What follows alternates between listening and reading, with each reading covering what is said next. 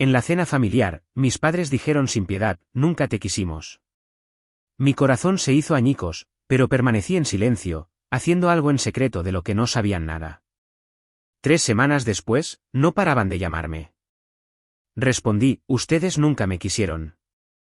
Soy Andrea Flores, tengo 32 años y soy una diseñadora de interiores que ha construido una vida de la que estoy orgullosa. Pero nada me preparó para aquella cena familiar en Puebla hace apenas unas semanas, después de la cirugía de corazón de mi padre. Me senté frente a mis padres, esperando un momento de conexión tras años de distancia. En su lugar, la voz de mi madre cortó el silencio, afilada e inflexible. Nunca te quisimos. Mi padre asintió, con los ojos fríos, repitiendo sus palabras sin dudar. Mi hermana estaba sentada allí en silencio, con la mirada fija en su plato. Mi corazón latía con fuerza, el aire cargado con su rechazo. Podría haber gritado, podría haber llorado, pero me mantuve en silencio, con la mente acelerada. No recuerdan todo lo que he hecho por ellos durante todo este tiempo. Pero 3 semanas después, sus llamadas no cesaban, súplicas desesperadas. Descolgué una vez y dije, ustedes nunca me quisieron. ¿Cómo llegué hasta aquí? ¿Cómo su crueldad alimentó mi fuerza? Quédense conmigo para descubrirlo. ¿Alguna vez alguien a quien amabas te ha hecho sentir no deseado? Comparte tu historia en los comentarios. Podría ayudar a otra persona a sentirse menos sola. Dale a me gusta si te sientes identificado y suscríbete para ver cómo recuperé mi poder de aquellos que más me hirieron. Al crecer en Puebla, aprendí rápidamente que el amor familiar no era para mí. En nuestro hogar de clase media en Puebla, yo era la hija invisible, siempre eclipsada. Mi madre, Verónica Díaz, una organizadora de eventos consumida por su imagen social, me trataba como algo secundario. Pasaba horas organizando galas benéficas perfectas, reservando su encanto para los invitados, nunca para mí. Le mostraba mis bocetos dibujos vibrantes de hogares cálidos y acogedores y ella apenas los miraba, murmurando, concéntrate en algo útil, antes de volver a sus llamadas. Su desdén me hería profundamente, pero me aferraba a la esperanza de que algún día se fijara en mí. Mi padre, Roberto Díaz, un abogado jubilado, era igualmente distante. Se sentaba en su estudio, hojeando expedientes, con su mundo cerrado. Yo intentaba iniciar una conversación, preguntándole sobre sus antiguos casos, pero él respondía con un seco, estoy ocupado, o un asentimiento, sin que sus ojos se encontraran nunca con los míos. Cedía a cada capricho de Verónica, sin cuestionar nunca su frialdad hacia mí. Yo era una pieza de rompecabezas que no encajaba, dejada al margen de sus vidas. Mi hermana, Carla Díaz, 3 años mayor que yo, era su hija predilecta. Sus trofeos académicos adornaban nuestras estanterías, cada uno de ellos una burla silenciosa. Se paseaba por la casa, irradiando confianza, mientras Verónica y Roberto la colmaban de elogios. Harás grandes cosas, decían, con sus rostros iluminados por un orgullo que yo nunca conocí. Mis buenas notas obtenían una mirada fugaz, rápidamente olvidada mientras celebraban la última victoria de Carla en un debate. Yo era la de repuesto, la que no necesitaban. El dibujo era mi santuario. En mi rincón de la casa, dibujaba salones acogedores y cocinas soleadas, lugares donde las familias compartían risas. Esas imágenes eran mi refugio seguro, un mundo donde yo importaba. Una vez, Verónica encontró un plano detallado que había dibujado una casa de ensueño rebosante de calidez y lo desechó, diciendo, no pierdas el tiempo. Después de eso, escondí mis bocetos, protegiéndolos de su indiferencia. Sofía Vargas, mi mejor amiga desde el kinder, era mi ancla. Su casa era ruidosa, llena de hermanos y caos, pero se sentía viva. Nos sentábamos en su porche, comiendo el pastel de chocolate casero de su mamá, hablando de la escuela y de nuestros sueños. Sofía vio mis bocetos y se quedó boquiabierta. Andrea, algún día diseñarás casas de verdad como esta. Su aliento era un salvavidas, un destello de calidez en mi mundo frío. Luché por la atención de mis padres. A los 8 años, me uní al coro de la escuela, esperando que asistieran a mi concierto. Verónica tenía una reunión con un cliente. Roberto dijo que estaba demasiado cansado. Me quedé en el escenario, buscando entre una multitud vacía, con el corazón encogido. A los 10, probé con el baloncesto, pensando que me animarían. El concurso de ortografía de Carla era el mismo día, y la eligieron a ella sin dudarlo. Cada rechazo tallaba una herida más profunda, pero seguí intentándolo, desesperada por ser vista. La escuela se convirtió en mi refugio. Me volqué en mis estudios, no solo por las notas, sino para demostrar mi valía. Mi profesora de arte, la maestra Lorena, se fijó en mi talento. Una mujer cálida con una sonrisa amable, colgaba mis dibujos en el tablón de la clase, diciendo: Andrea, tienes un verdadero don. Sus palabras eran pequeñas dosis de validación, pero no podían borrar el vacío de mi hogar. Volví a los suspiros distraídos de Verónica o al silencio de Roberto, aferrándome a los elogios de la maestra Lorena como si fueran un escudo. A los 12 años, vi mi lugar con claridad. Los logros de Carla provocaban cenas familiares y regalos. Mis esfuerzos obtenían encogimientos de hombros. Una vez, oí a Verónica alardear ante una vecina sobre su brillante hija, con la voz resplandeciente de orgullo. Se refería a Carla, no a mí. Me quedé en la sombra, con un nudo en la garganta, dándome cuenta de que nunca estaría a la altura. Aún así, no me rendí. Seguí dibujando, seguí estudiando, seguí esperando, pero una fuerza silenciosa crecía en mi interior, una determinación de forjarme una vida en la que no necesitara su aprobación. Al entrar en la adolescencia, anhelaba el amor, pero ardía con el impulso de valerme por mí misma. A los 15 años, ya no era la niña tranquila que esperaba migajas de afecto. Quería respuestas, y eso significaba enfrentar a mi hermana directamente. Una tarde, Carla Díaz entró pavoneándose en nuestra sala de estar, con su carta de aceptación de la Facultad de Derecho en la mano, regodeándose sobre la lujosa fiesta que mis padres estaban planeando para ella. «Están tan orgullosos de mí», se burló, con una sonrisa que cortaba más profundo que sus palabras. Estallé, exigiéndole saber por qué me trataban como si no existiera. Su respuesta fue una cuchilla. «Siempre han dicho que eres una carga, Andrea. Nunca quisieron otro hijo». La verdad cayó como un puñetazo, oprimiéndome el pecho mientras sus palabras resonaban en mi mente. Me quedé helada, con su risa resonando en mis oídos, sabiendo que ella decía la verdad de ellos. Confronté a mi madre, Verónica Díaz, al día siguiente, preguntándole si era cierto. Ella no lo negó. «¿Teníamos planes, Andrea?», dijo, con la voz cortante y los ojos fijos en sus notas de organizadora de eventos. «Fuiste inesperada». Mi padre, Roberto Díaz, estaba sentado cerca, en silencio, y su asentimiento confirmó las palabras de ella. Su confesión rompió algo dentro de mí, pero también encendió un fuego. Si ellos no veían mi valor, yo misma lo demostraría. La escuela se convirtió en mi campo de batalla. Dediqué mi energía a concursos de diseño, dibujando distribuciones de habitaciones innovadoras y esquemas de colores atrevidos. Mi primer proyecto, un diseño de biblioteca minimalista, ganó el segundo lugar en un concurso regional. Corrí a casa, aferrando el certificado, esperando un destello de orgullo. Mi madre lo miró, dijo: «¡Qué bien!», y volvió a su teléfono. Mi padre ni siquiera levantó la vista de su periódico. Su indiferencia me dolió, pero me negué a que me detuviera. Participé en otro concurso, esta vez diseñando un centro comunitario inspirado en los espacios abiertos de Puebla. Quedó en primer lugar, lo que me valió un pequeño premio en efectivo y una mención en el boletín escolar. Esperé a que se dieran cuenta, a que dijeran algo, pero no lo hicieron. Carla, mientras tanto, recibió un nuevo ordenador portátil por su último hito en la Facultad de Derecho. La maestra Lorena, mi profesora de arte, se convirtió en mi faro. Había visto mi diseño de la biblioteca y me llevó a un lado después de clase. «Andrea, tu trabajo tiene alma», dijo, sus cálidos ojos encontrándose con los míos. «Podrías estudiar diseño en un lugar como el TEC de Monterrey. No dejes que nadie apague tu luz». Sus palabras fueron oxígeno para mi famélica esperanza.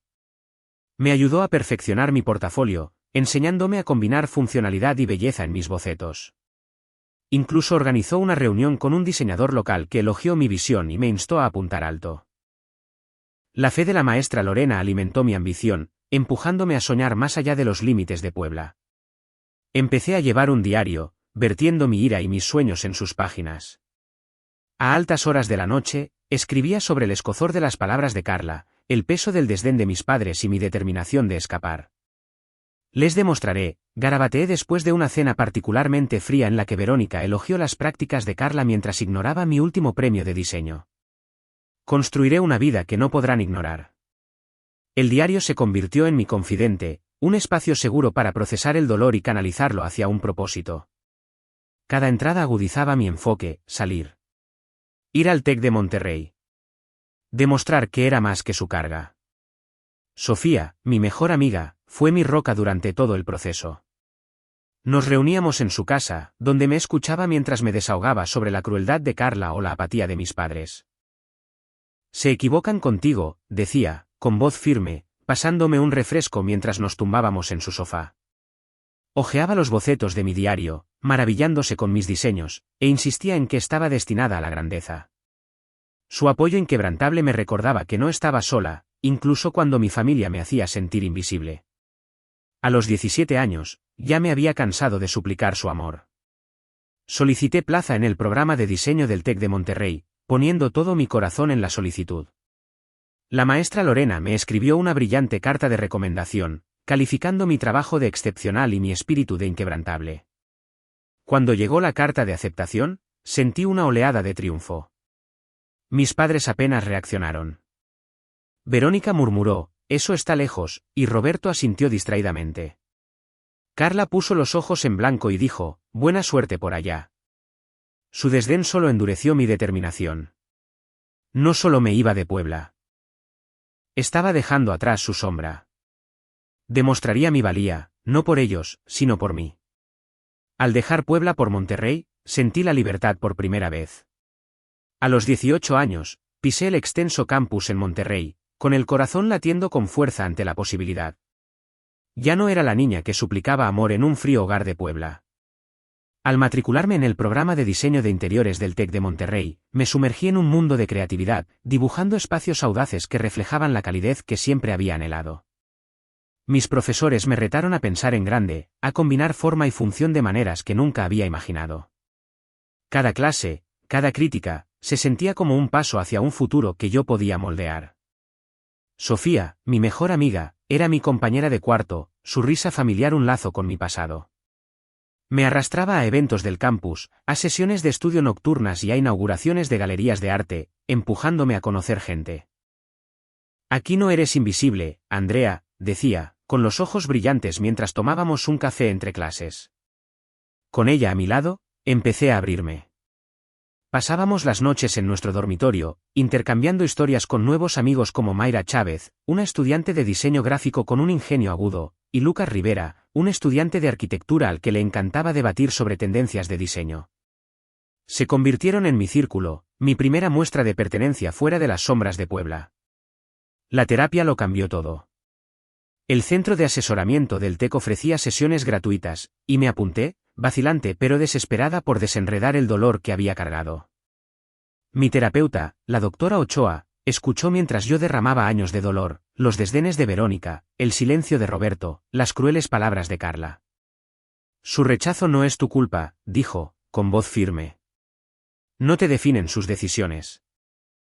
Esas palabras me golpearon con fuerza, resquebrajando la creencia de que yo era el problema. Semana tras semana, fui descargando el peso de haber sido llamada una carga, aprendiendo a ver mi valía más allá de la indiferencia de mi familia. La terapia no era una cura, pero fue un salvavidas que me ayudó a reconstruir mi confianza. Los proyectos de diseño se convirtieron en mi campo de pruebas.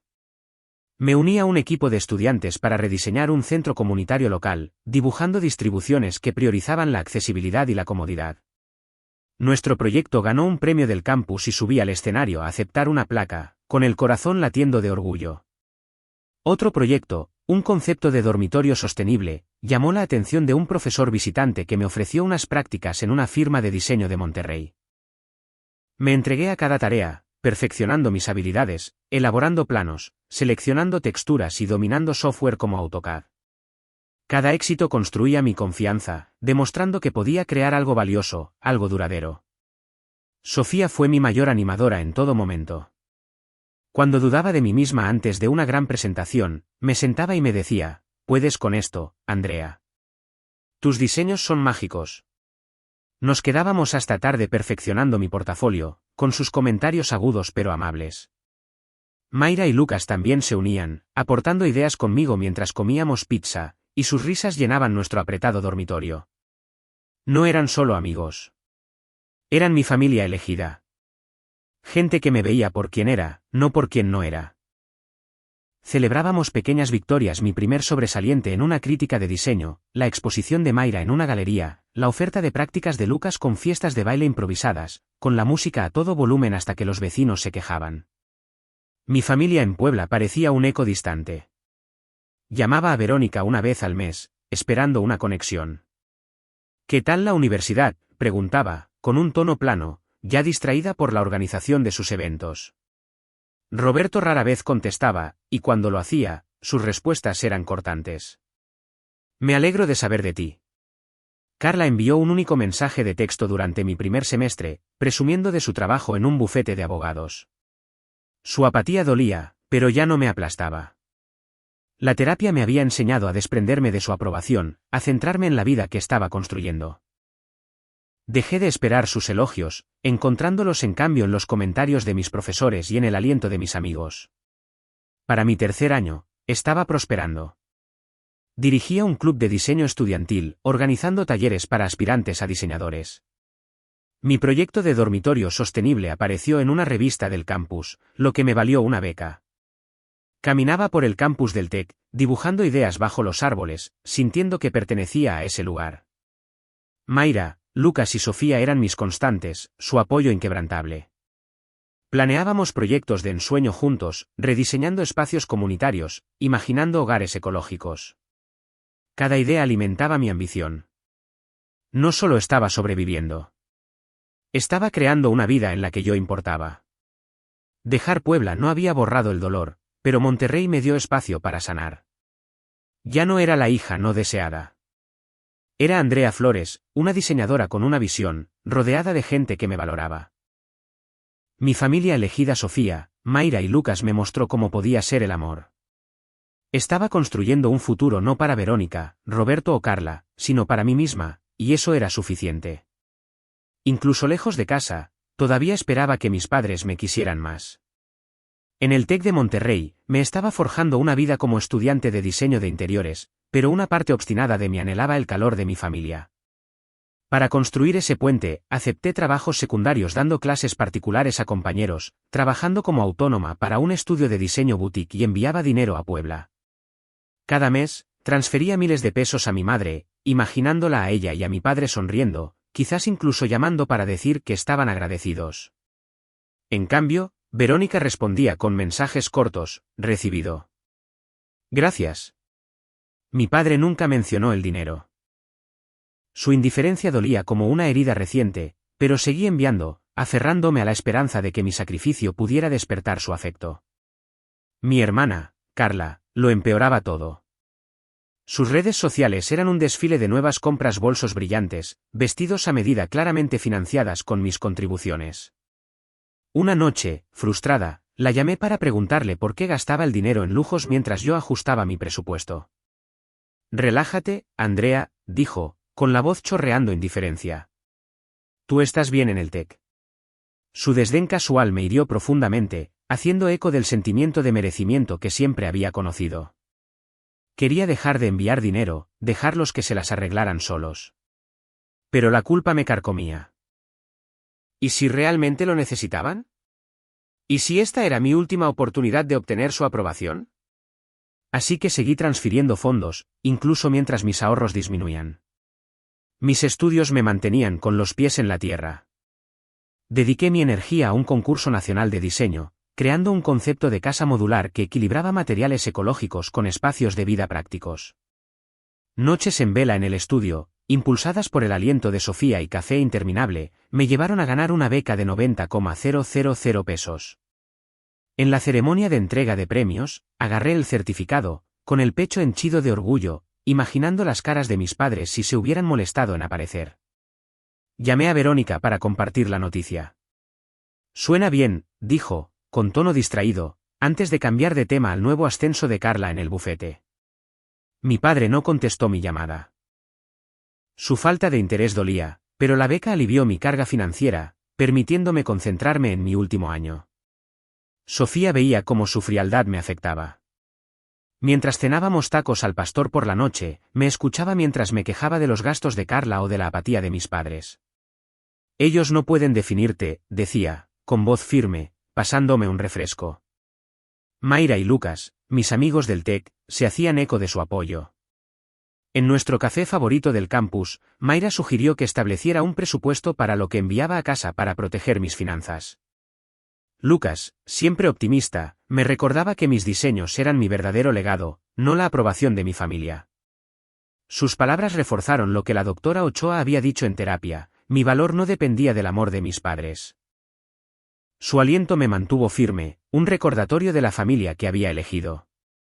Me esforcé más en mi preparación profesional, haciendo prácticas en una prestigiosa firma de diseño de Monterrey. Trabajé en proyectos para clientes modernos, espacios de oficina, acogedores interiores residenciales, aprendiendo a presentar propuestas con confianza. Mi portafolio se expandió con diseños pulidos, ganando el reconocimiento de mis mentores. Un profesor elogió mi concepto de casa modular como visionario, animándome a solicitar una beca nacional de diseño. Pasé semanas perfeccionando mi solicitud, impulsada por la necesidad de demostrar que era más que la carga que Carla me había llamado. Cada hito se sentía como un paso hacia un futuro que yo controlaba, no uno dictado por la negligencia de mi familia. El dinero que enviaba a casa se convirtió en una carga más pesada.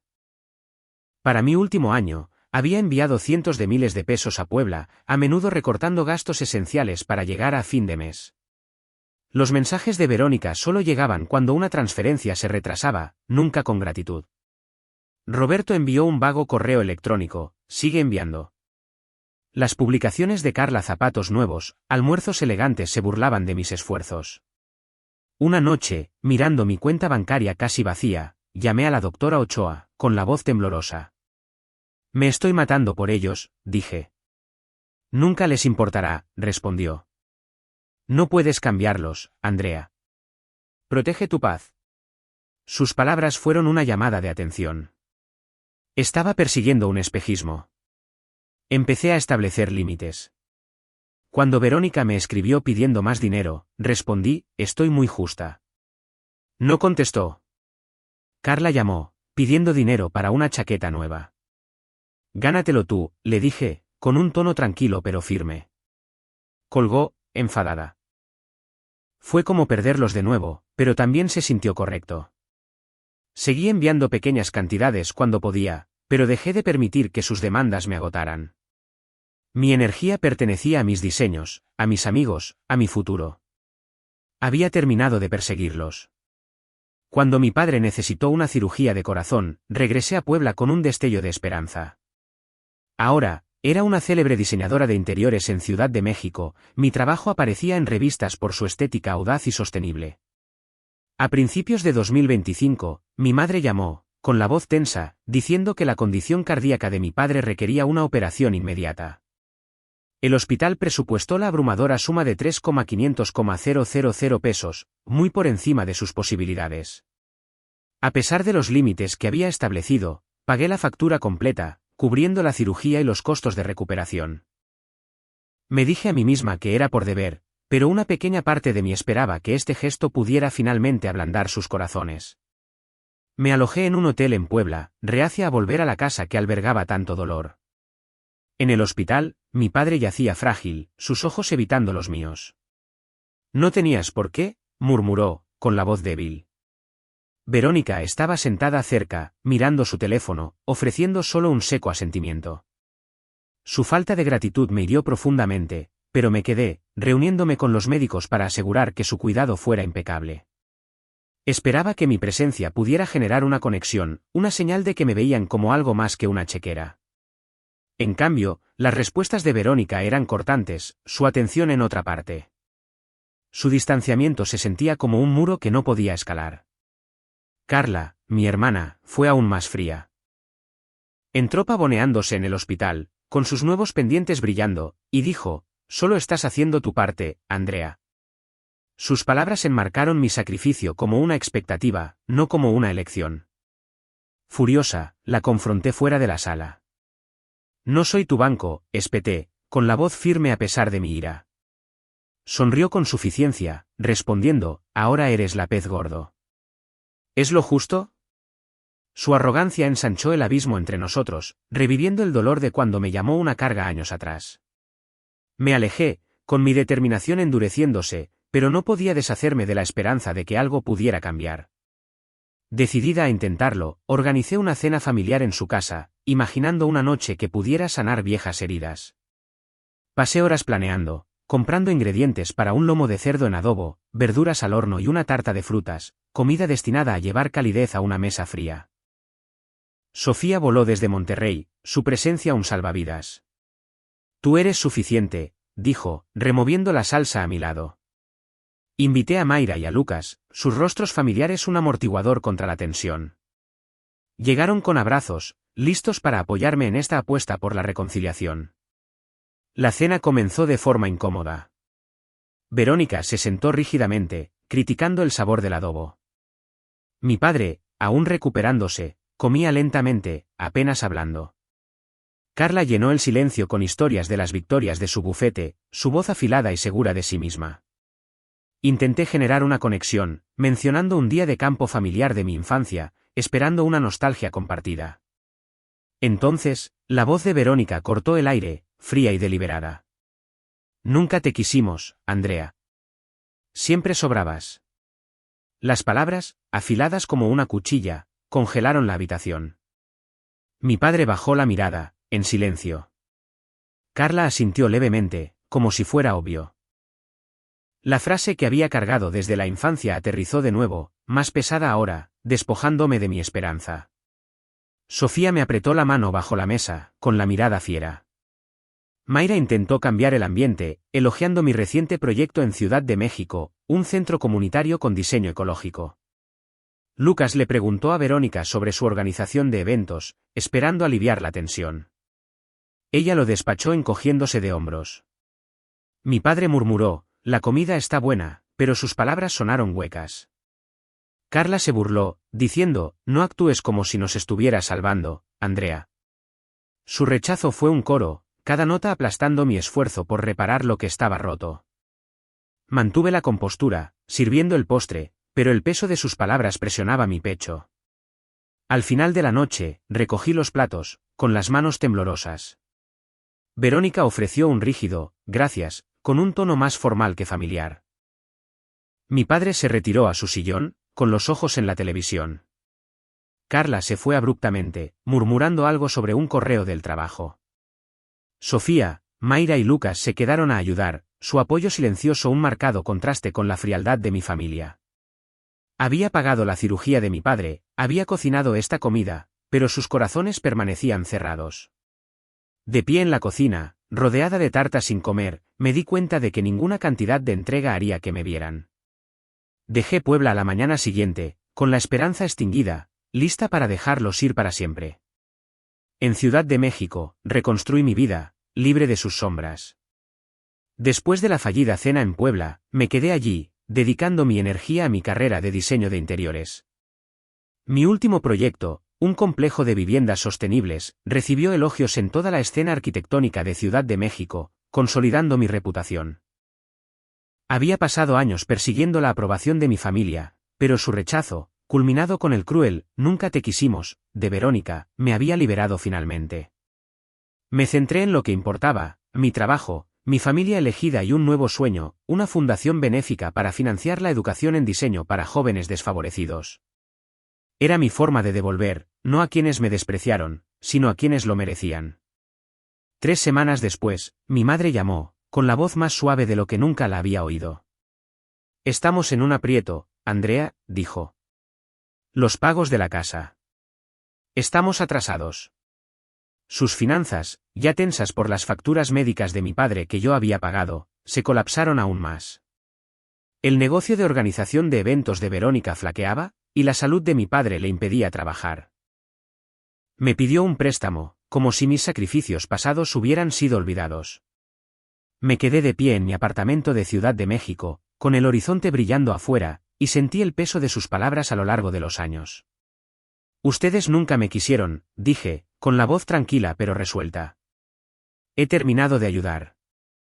Colgué, Y una fuerza tranquila se asentó en mi pecho como una puerta que se cierra para siempre.